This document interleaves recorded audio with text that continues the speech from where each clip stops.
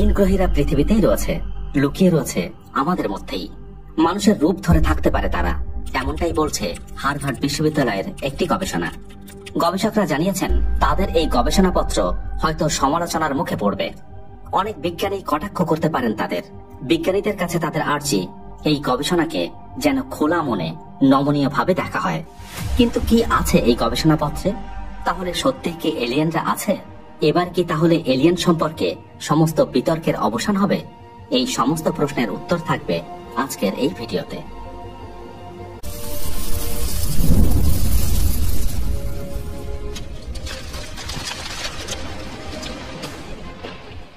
বহির্জাগতিক প্রাণ বা ভিনগ্রহী প্রাণ বলতে সেই জীবদের বোঝানো হয় যাদের উদ্ভব এই পৃথিবীতে হয়নি, বরং পৃথিবীর বাইরে মহাবিশ্বের অন্য কোথাও হয়েছে।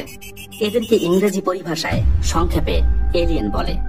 বিজ্ঞানীদের একটি বিরাট অংশ দাবি করেন এদের অস্তিত্ব রয়েছে, আর এই দাবি নিয়ে অনেক বিতর্কও রয়েছে। এই বিতর্কের মধ্যেই সম্প্রতি হার্ভার্ড বিশ্ববিদ্যালয়ের একটি গবেষণাপত্র প্রকাশিত হয়েছে।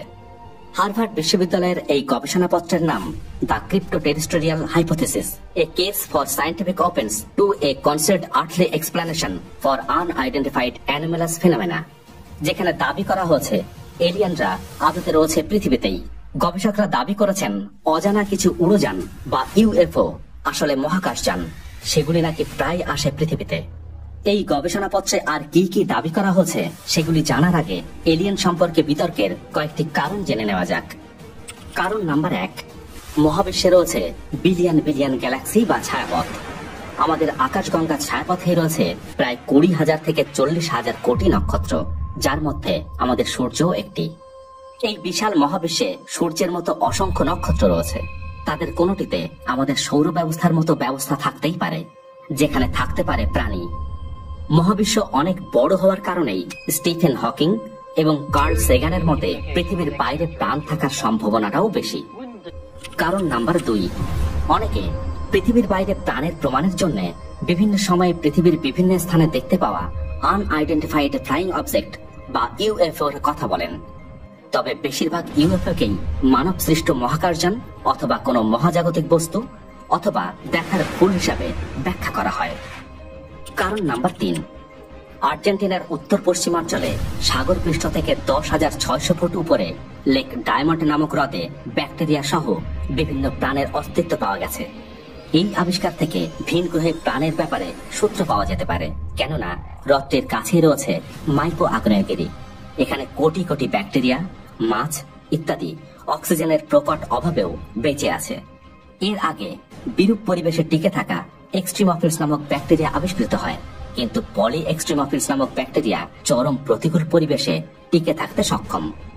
এই হ্রদে আর্সেনিক নিরাপদ মাত্রার চেয়ে 20,000 গুণ বেশি মাত্রায় রয়েছে। তাপমাত্রা প্রায় শূন্যের নিচে নামে, কিন্তু অতিরিক্ত লবণাক্ততার কারণে বরফ জমাট বাঁধে না।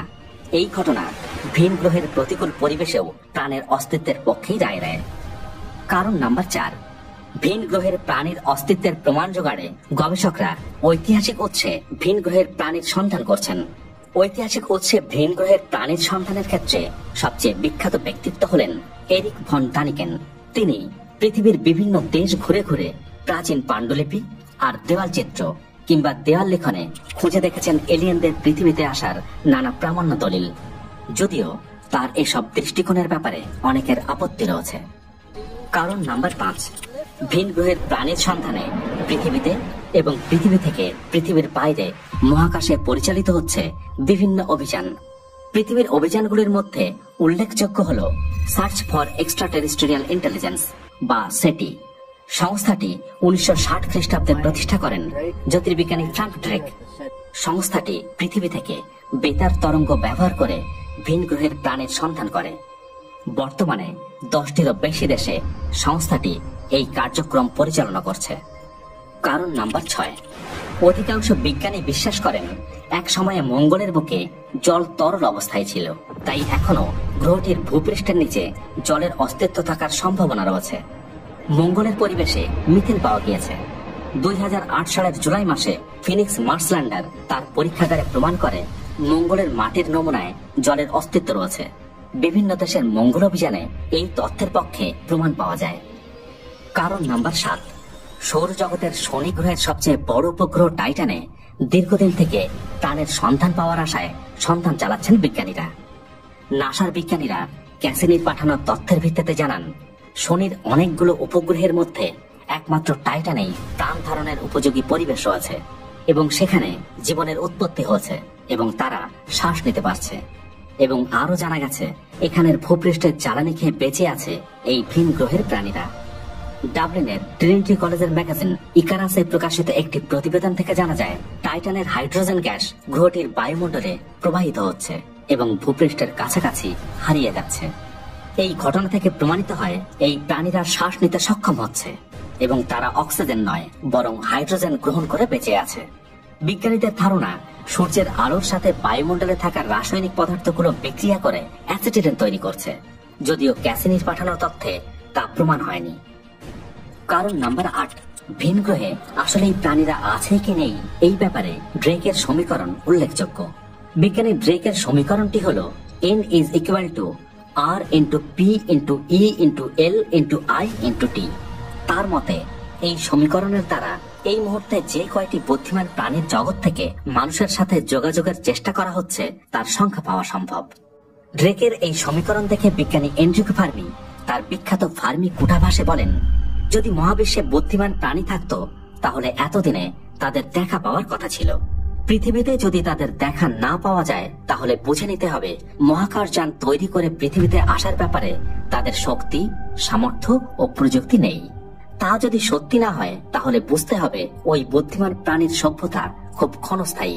তাদের জন্ম হয় এবং কিছু বোঝার আগেই তারা নিজেরা নিজেদের ধ্বংস করে ফেলে। এই সমস্ত বিতর্কের মধ্যেই হার্ভার্ড ইউনিভার্সিটির এই গবেষণাপত্রটি প্রকাশিত হয়েছে। নিউ ইয়র্ক পোস্টে প্রকাশিত প্রতিবেদনে বলা হয়েছে, মানুষ ছাড়াও পৃথিবীতে রয়েছে আরো কিছু নন হিউম্যান ইন্টেলিজেন্স।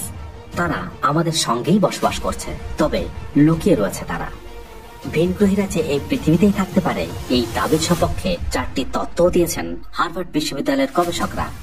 দাবি করা হয়েছে হিউম্যান ক্রিপ্টো টেরেস্ট্রিয়াল হিসাবে আমাদের মধ্যে থাকতে পারে ভিনগ্রহীরা। কিন্তু এরা কারা? গবেষকদের দাবি এরা আদতে পৃথিবীতে বাস করত প্রাচীনকালে। প্রযুক্তিগতভাবে এরা অনেকটাই উন্নত। বন্যা বা কোনো প্রাকৃতিক দুর্যোগে বহু যুগ আগেই সেই সভ্যতা হয়তো ধ্বংস হয়ে গিয়েছে, কিন্তু তাদেরই কিছু অংশ অবশিষ্ট হিসাবে থেকে গিয়েছে, যাদের বলা হয় হিউম্যান ক্রিপ্টো টেরেস্ট্রিয়াল। হার্ভার্ড বিশ্ববিদ্যালয়ের গবেষকদের দাবি হোমিনিড বা থিরোপড ক্রিপ্টো টেরেস্ট্রিয়াল হিসাবেও থাকতে পারে ভিনগ্রহীরা। মনে করা হয় এরা প্রাচীন বানরের বংশধর, কিংবা এরা কোনো অজানা বুদ্ধিমান প্রজাতির ডাইনোসরের বংশধর হতে পারে। গবেষকরা মনে করেন এরা প্রযুক্তিগতভাবে উন্নত মানের অমানব সভ্যতার অংশ ছিল। তারাই বিবর্তনের মাধ্যমে থেকে গিয়েছে পৃথিবীতে। প্রাক্তন এক্সট্রাটেরেস্ট্রিয়াল বা এক্সট্রা টেম্পেস্ট্রিয়াল ক্রিপ্টো টেরেস্ট্রিয়াল রূপেও থাকতে পারে ভিনগ্রহীরা। গবেষকদের মতে অন্য কোনো গ্রহ থেকে তারা এসেছিল পৃথিবীতে, তারপর থেকে গিয়েছিল। মানুষের ভবিষ্যৎ প্রজন্ম থেকেও উঠে আসতে পারে তারা, তারপর থেকে গিয়েছে পৃথিবীতে ভিন্ন রূপে। ম্যাজিক্যাল ক্রিপ্টো টেরেস্ট্রিয়াল হিসাবেও পৃথিবীর বুকে থেকে যেতে পারে ভিনগ্রহীরা। এদের সঙ্গে বাস্তবের যোগ খোঁজা হয়তো সম্ভব নয়, যোগ রয়েছে জাদুর। গবেষকরা মনে করেন এরা পৃথিবীতে জন্মায় না, বরং আদতে কোনো পরী যারা পৃথিবীতে আসতে চায়। গবেষকরা আরো জানিয়েছেন তাদের এই গবেষণাপত্র হয়তো সমালোচনার মুখে পড়বে। অনেক বিজ্ঞানী কটাক্ষ করতে পারেন তাদের। বিজ্ঞানী মহলের কাছে তাদের আর্জি এই গবেষণাকে যেন খোলা মনে নমনীয় ভাবে দেখা হয়। তাদের এই দাবি যদি সত্যি হয় তাহলে 2570 খ্রিস্টপূর্বাব্দে অর্থাৎ আজ থেকে প্রায় 2000 বছর আগে নির্মিত বিস্ময়কর পিরামিডগুলো আজও বিজ্ঞানী এবং সাধারণ মানুষকে এতটাই আশ্চর্য করে যে বলা হয় এগুলো এলিয়েনদের দ্বারাই নির্মাণ করা হয়েছিল। তাহলে এই তত্ত্বও কি সত্যি? এখন প্রশ্ন হলো, যদি এলিয়েনরা সত্যি আমাদের পৃথিবীতে অবস্থান করে তাহলে এমন অত্যাশ্চর্য নির্মাণ ভবিষ্যতে আরো দেখা যাবে কি, নাকি এদের দ্বারাই পৃথিবী ধ্বংস হবে? আপনার কি মনে হয়? কমেন্ট করে আমাকে জানাতে পারেন। ফিরে আসবো পরের ভিডিওতে। ততক্ষণ সুস্থ থাকবেন, ভালো থাকবেন।